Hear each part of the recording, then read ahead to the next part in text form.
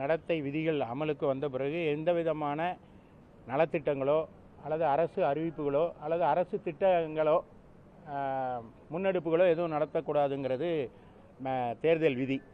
அதான் எலெக்ஷன் லா. ஆனால் இன்றைக்கு சேலம் மாவட்ட ஆட்சியர் அலுவலகத்தில் சுமார் 2063 செல்ஃபோன்கள், அந்த செல்ஃபோன்கள் மாவட்ட திட்ட அலுவலருடைய அலுவலகத்தில் இருந்ததாக சொல்கிறாங்க. அதை பெற்றுக்கொள்ள அங்கன்வாடி பணியாளர், பால்வாடி பணியாளர், பணித்தள பொறுப்பாளர்கள் எல்லாம் அழைச்சதாக சொல்கிறாங்க. இந்த தகவல் கிடைச்சோடனே எங்களுடைய வழக்கறிஞர்கள் அங்கே போய் கேட்கும்போது அது எனக்கு தெரியல, அதை நான் என்னென்னு பார்க்குறேன் அப்படின்னு சொல்லி மாவட்ட ஆட்சியர் மலுப்பலாக ஒரு பதில் சொல்லியிருக்காரு. இப்போ அதில் என்னன்னா, இப்போ அந்த அறை பூட்டி சீல் வைக்கப்பட்டதாக சொல்கிறாங்க. எங்களுடைய வழக்கறிஞர்கள் இதை தட்டி கேட்கலன்னா, இதை சுட்டி காட்டலன்னா வழங்கப்பட்டிருக்கோம். யாருக்கு வழங்கியிருக்காங்க, யாரால் வழங்கப்பட்டதுங்கிறது முக்கியம். இப்போ மாடல் கோட் ஆஃப் கான்டக்ட் இருக்கும்போது எந்த நடவடிக்கையும் இருக்கக்கூடாதுன்னு சொல்லும்போது இதை அந்த மாடல் கோட் ஆஃப் கான்டக்டை அமல்படுத்த வேண்டிய அரசு அதிகாரிகளை தவறிழைத்தால் யார்கிட்ட போய் சொல்கிறது? இப்போ அந்த செல்ஃபோன்கள் அங்கன்வாடி பணியாளர் போன்ற அரசு பணியாளர்களுக்கு அரசாங்கம் கொடுத்ததா சொல்லப்படுது. சரி, அப்படி இருந்தாலும் அதை இப்போ எப்படி கொடுக்க முடியும்? நீங்கள் நோட்டிஃபிகேஷனுக்கு முன்னாடி கொடுத்துருக்கணும். அதை யாரும் கேள்வி கேட்க போகிறதில்ல. நோட்டிஃபிகேஷனுக்கு பிறகு அவ்வாறு நீங்கள் கொடுத்தீர்களானால் அது மாடல் கோட் ஆஃப் கான்டக்டுக்கு எதிரானது, அந்த விதிமுறைகளுக்கு எதிரானது.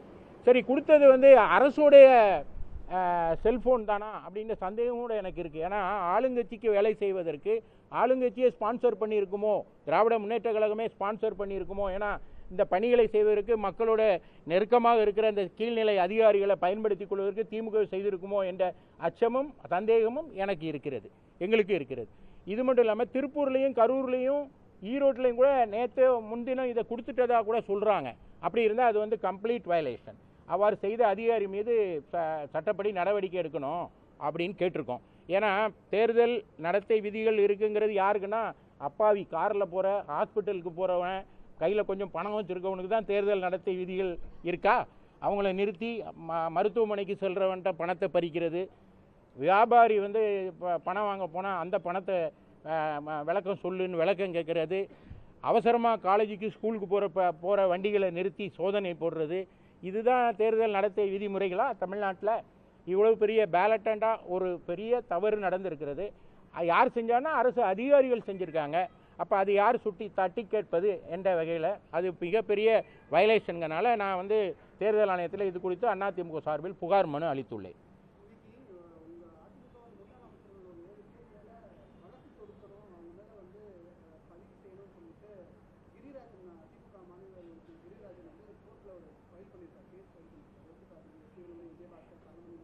கிரிராஜன் எல்லாரும் கச்சேரிக்கு போனாங்கன்னு எங்காத்துக்காரரும் கச்சேரிக்கு போனாருங்கிற மாதிரி கிரிராஜன் நீதிமன்றத்துக்கு போயிருக்காருன்னு நினைக்கிறேன்.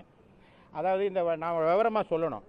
நாங்கள் நீதிமன்றத்துக்கு போனோம், நேரு மீது அந்த நடவடிக்கை எடுக்கணும்னு. ஏன் போனோம் அப்படின்னா, அமைச்சர் நேரு தன்னுடைய டிபார்ட்மெண்ட்டில் அப்பாயின்மெண்ட் போடும்போது அதில் மிகப்பெரிய ஊழல் நடைபெற்றிருக்கிறது அப்படின்னு நான் கண்டுபிடிக்கல, இடி கண்டுபிடிச்சு. அமலாக்கத்துறை அவர் சம்பந்தப்பட்ட இடங்களில் ரைடு நடத்தும் போது கிடைத்த ஆவணங்களின் அடிப்படையில் அதை தமிழ்நாடு டிஜிபிக்கு அனுப்பிச்சு, அக்டோபர் மாதத்தில் அனுப்பிச்சு அது மேலே நடவடிக்கை எடுக்கணும்னு சொல்லியிருக்காங்க. இடி எந்த அதிகாரத்தில் இதை சொல்லுதுன்னா, பிஎம்எல்ஏ ஆக்ட் 66(2) பிரிவு இருக்குது. அதுபடி ஒரு லாஃபுல் அத்தாரிட்டி, ஒரு விசாரணை ஏஜென்சி தன்னிடம் கிடைக்கிற ஒரு தகவலை அது உண்மையாக இருக்கும் பட்சத்தில் அந்த தகவலை சம்பந்தப்பட்ட இன்னொரு விசாரணை அமைப்புக்கு கொடுத்து அது மீது நடவடிக்கை எடுக்க சொல்லலாம். ஏன்னா இடி அமலாக்கத்துறை எந்த சட்டத்தின் அடிப்படையில் ரைடு பண்ணுதோ அதில் பண்ணுது. ஆனால் அதை ஊழல் வழக்கை யார் தாக்கல் செய்ய முடியும்னா தமிழ்நாடு காவல்துறை தான் பண்ணணும். எனவே டிஜிபிக்கு அனுப்புகிறாங்க. டிஜிபி அதை வாங்கி வச்சுக்கிட்டு அதை ஊற போட்டுட்டான்னு நாங்கள் கோர்ட்டில் சொல்லுவோம். ஊற போட்டுட்டார். அதுக்கப்புறம் அதில் நடவடிக்கையே எடுக்கலை. அவ்வாறு எடுக்காமல் இருக்கும்போது சென்னை உயர்நீதிமன்றம் வேற ஒரு வழக்கில் ஒரு அப்சர்வேஷன் சொல்லுச்சு. இது மாதிரி விஷயங்களில் நீடியே திருப்பி வழக்கு பதிவு பண்ணுங்கன்னு கேட்க முடியாது, ஒரு தனிநபர் கேட்க முடியும்னு சென்னை உயர்நீதிமன்றம் ஒரு அப்சர்வேஷன் சொல்லியிருக்கு. இந்த சூழ்நிலையில் பிரதான எதிர்க்கட்சியாக இருக்கிற அனைத்து இந்திய அண்ணா திராவிட முன்னேற்ற கழகம் தான் அதை தட்டி கேட்கணும். ஏன்னா அதை நீதிமன்றத்தில், மக்கள் மன்றத்தில், சட்டமன்றத்தில் இதை எடுத்து வைக்கிற பொறுப்பும் கடமையும் அதிமுகவுக்கு இருக்குது. ஏன்னா நாங்கள் தான் தொடர்ந்து திராவிட முன்னேற்ற கழகத்தினுடைய சட்டம் ஒழுங்கு சீர்குலைவை, ஊழலை, அவங்களுடைய எடுத்தேன் கவிழ்த்தேன் என்று ஆட்சி நடத்துகிற தன்மையை பல மட்டங்களில் கேள்வி கேட்கிற அமைப்பாக அதிமுக இருக்குது. அதை தான் நாங்கள் தான் செஞ்சிட்ருக்கோம். எனவே ஒரு வழக்கு தொடுத்தேன். நான் அதிமுக சார்பில் நான் தான் வழக்கு தொடுத்தேன். ஏன்னா ஏற்கனவே இது குறித்து பத்திரிகைகள் வந்திருக்கு. ஆனால் இன்னும் வந்து தமிழ்நாடு அரசு டிஜிபி நடவடிக்கை எடுக்கல அப்படின்னு சொல்லலாம். அப்போ அவ்வாறு வந்து இடி கொடுத்த தகவல்கள் தவறாக இருந்தால் இடி மேலே மான நஷ்ட வழக்கோ அல்லது கிரிமினல் வழக்கையோ தமிழ்நாடு அரசு தொடுத்திருக்கணும், அமைச்சர் தொடுத்திருக்கணும். என் மேலே அப்படி எதுவுமே இல்லையே, எப்படி நீங்கள் இப்படி கொடுப்பீங்கன்னு. ஆனால் அவங்களும் வாயை மூடிட்டு அமைதியாக இருந்தவரோடனே இந்த மிகப்பெரிய மயான அமைதியை கலைக்கிறதுக்கு, உண்மையை வெளிக்கொண்டுவதற்கு நான் வழக்கு தொடுத்தேன். இந்த வழக்கு விசாரணையின் முடிவில் சென்னை உயர்நீதிமன்றம் ஒரு உத்தரவை பிறப்பிச்சுது. அதாவது உடனடியாக ஃபோர்த் வித் அப்படிங்கிற வார்த்தையை சொன்னாங்க. உடனடியாக அமைச்சர் நேரு மீது லஞ்ச ஒழிப்புத்துறை ஒரு வழக்கு பதிவு செய்யணும் அப்படின்னு சொன்னாங்க. அப்போ லஞ்ச ஒழிப்புத்துறை உடனடியாக பதிவு செஞ்சுருக்கணும்ல, இது நீதிமன்ற ஆர்டர் தானே. குப்பனுக்கும் சுப்பனுக்கும் ஆர்டர் போட்டால் உடனே அதை இம்ப்ளிமெண்ட் பண்ணணும்னு நினைக்கிறது தானே அரசியலமைப்பு சட்டம். அதை விரட்டுற அரசாங்கமே அதை செய்யலைன்னொன்னே நாங்கள் வந்து நீதிமன்ற அவமதிப்பு வழக்கை தொடுக்கிறோம். அந்த நீதிமன்ற அவமதிப்பு வழக்கு தொடுத்தே கிட்டத்தட்ட 15 நாள் ஆச்சு, அதுக்கு மேலே ஆயிடுச்சு. அப்போ அந்த வழக்கு விசாரணைக்கு வருகிற போது அவங்க சொன்னாங்க, நாங்கள் வந்து அந்த பர்டிகுலர் வழக்கில் ஏற்கனவே கொடுத்த தீர்ப்பில் ஒரு பகுதியை வந்து நாங்கள் வந்து ரிவிஷன் போட போகிறோம் அப்படின்னு மட்டும் சொன்னாங்க. ஆனால் இன்றைக்கி வர ரிவிஷனும் போடலை, அப்பீலும் போல. ஏன்னா ஏற்கனவே சென்னை உயர்நீதிமன்ற தீர்ப்புக்கு உச்சநீதிமன்றத்தில் தடை வாங்கியிருக்கணும், அப்படி இல்லைன்னா எஃப்ஐஆர் போட்டிருக்கணும் அல்லது ரிவிஷன் போட்டிருக்கணும். எதையுமே செய்ய மாட்டேன் அப்படின்னு வாய்மூடி ஒரு கள்ள மௌனம் காக்கிறது விஜிலன்ஸ் ஆன்டி கரப்ஷன். எனவே இந்த வழக்கு இன்றைக்கு வந்திருக்கணும், இன்றைக்கி பட்டியலில் இல்லை. எனவே எங்களுடைய வழக்கறிஞர் சென்று அதை வந்து இன்றைக்கி நீதிமன்றத்தில் கேட்டார். என்னன்னு கேட்டார்னா, இன்றைக்கி வரல அப்படின்னு உயர்நீதிமன்ற தலைமை நீதிபதி அமர்வில் சொன்னோடனே, தலைமை நீதிபதி புதிதாக வந்திருப்பவர், அவருக்கு இந்த வழக்கு குறித்து தெரிந்திருக்க முடியாது.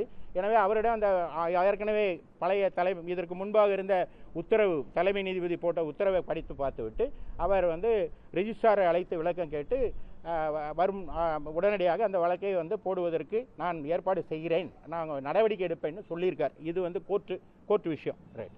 கிரிராஜனை பொறுத்தவரையில் இந்த வழக்குக்கு லாவணி பாடணுங்கிற பதில் எசப்பாட்டு பாடுறாராம். உடனே அவங்க போய் ஒரு வழக்கு போட்டிருக்காங்க. இந்த வழக்கு என்ன? 7 அதிமுக மந்திரிகள் மேலே வழக்கணும். எங்கே ஆதாரம் என்ன? நீங்கள் நள்ளிரவில் ஒரு எஃப்ஐஆரை போட்டு விடிய காலமே கதவை தட்டி அமைச்சர் வீட்டிலலாம் ரைடு பண்ணிங்க. கடந்த 5 ஆண்டுகளாக நம்ம அந்த காட்சிகளை பார்த்தோம். அப்போ ஆதாரம் இருந்தால் தான் வழக்கை நீங்கள் சார்ஜ் ஷீட் போட்டிருப்பீங்களே. ஒன்றுமே இல்லையே, எதுவுமே போடலையே. எனவே தேர்தல் சமயத்தில் அதிமுக மீது ஒரு ஊழல் கரை, திமுக மீது ஒரு குற்றச்சாட்டை அதிமுக மீது வைக்கணுங்கிறதுக்காக போடப்பட்ட ஒரு மெலோ டிராமா அதான் இந்த வழக்கு என்று தெரிவித்துக் கொள்கிறேன்.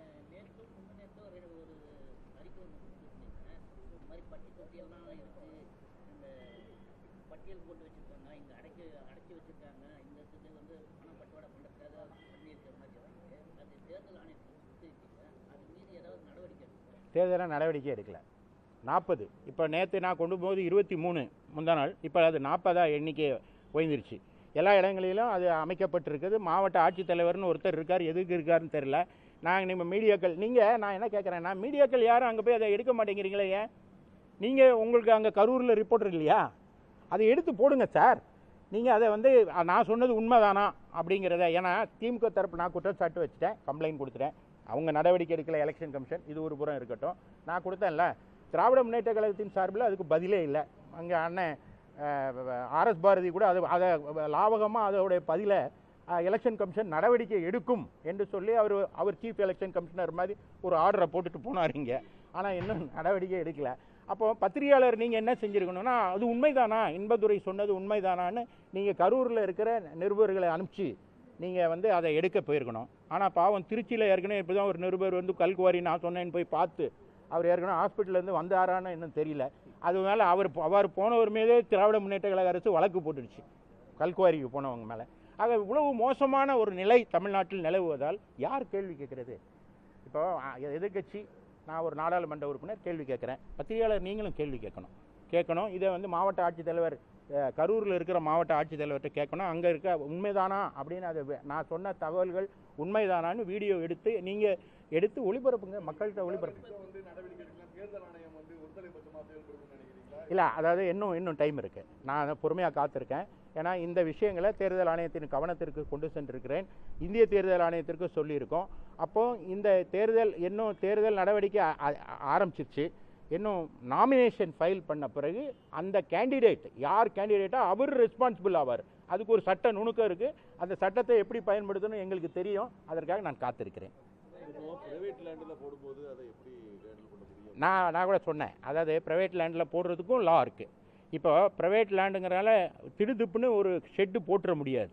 எதற்காக அதை போடுறாங்க, என்ன காரணத்துக்காக போடுறாங்கிறத விளக்கம் சொல்லணும். அதுக்கு யார் அனுமதி கொடுத்தது, நகராட்சி நிர்வாகம் அனுமதி கொடுத்துருக்கா, அந்த அனுமதியோட நம்பர் என்ன, அதுக்கான முன் அனுமதி பெறப்பட்டிருக்கதா, திடீர்னு காற்று மழை புயல் வெள்ளத்தை வேளத்தில் அந்த ஷெட்டு விழுந்துருச்சுன்னா அதனால் பாதிப்பு வரும் அப்படிங்கிறதெல்லாம் கண்காணிக்கிறதுக்கு தாங்க அரசாங்கம் இருக்குது, நகராட்சி இருக்குது.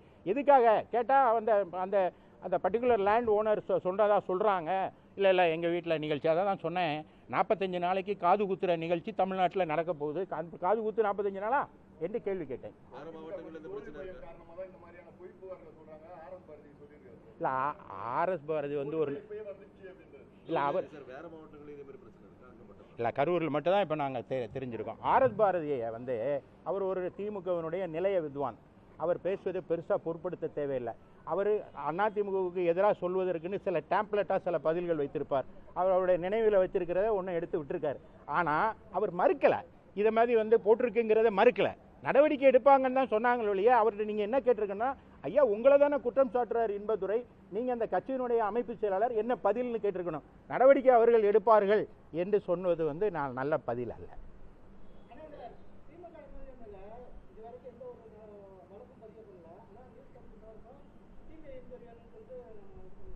ஆமாம், அதை நியூஸ் தமிழ் சார்பாக இப்போ நான் கூட பார்த்தேன். பத்திரிகையாளர்கள் தாக்கப்படும் போது குரல் கொடுத்தது அதிமுக தான். எங்களுடைய பொதுச் செயலாளர் தான் முதல்ல அறிக்கை வெளியிட்டார். நான் நாடாளுமன்றத்தில் பேசினேன். அவ்வாறு எடுக்கப்படும். இதுக்கெல்லாம் என்ன தீர்வுனா, அதிமுக ஆட்சி வரும், எண்ணி 40 நாள் 45 நாளில் அதிமுக ஆட்சி வரும். இவ்வாறு தவிரளித்தவர்கள் மீது எங்கள் பொதுச் செயலாளர் நாளைய முதல்வர் அண்ணன் எடப்பாடியார் வந்ததும் நடவடிக்கை எடுப்பார். இது நிச்சயம்.